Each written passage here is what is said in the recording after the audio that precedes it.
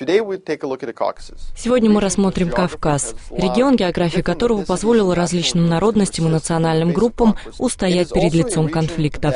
Кроме того, это регион, который располагается на точке пересечения Евразии и Ближнего Востока, и потому всегда являлся точкой столкновения различных региональных держав.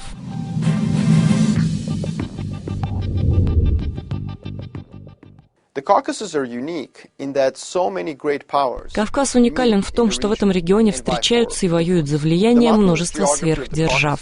Горная география Кавказа обуславливает тот факт, что какой-либо стране очень сложно действительно доминировать здесь и уничтожить местные источники власти. Для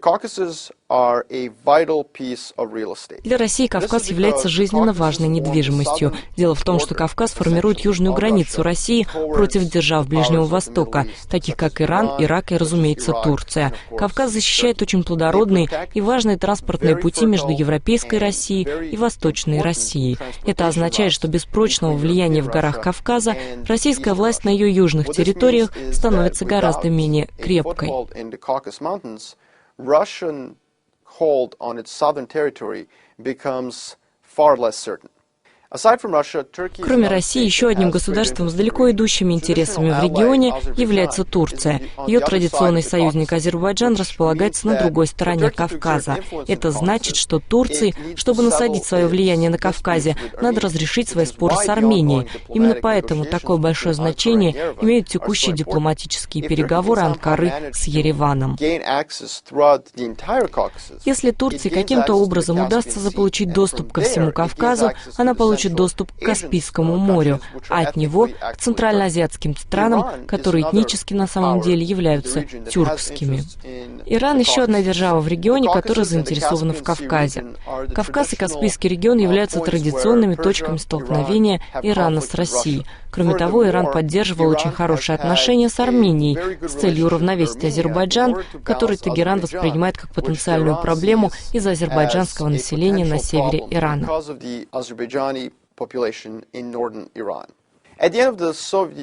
После окончания советской эпохи в регионе появился еще один игрок – США.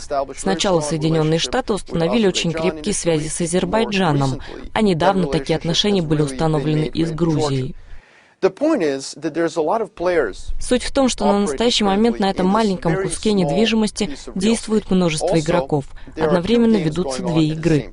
На высшем уровне идет крупная геополитическая игра с участием США, России, Турции и Ирана. На более низком уровне играют региональные акторы. В частности, существует вражда между Азербайджаном и Арменией из-за Нагорного Карабаха. Кроме того, есть Грузия и ее попытки противиться российскому влиянию, а также динамика Северного Кавказа, где в Ингушетии, Дагестане и Чечне все еще очень активно функционирует исламское повстанческое движение.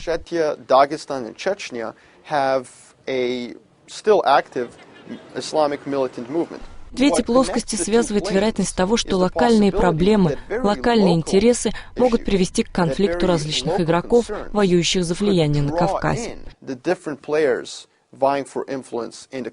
Именно поэтому мы очень внимательно фокусируемся на Кавказе, где даже малая проблема может быть эскалирована до глобальных пропорций. Примерно так, как в 1914 году незначительные региональные проблемы на Балканах привели к глобальному конфликту сверхдержав.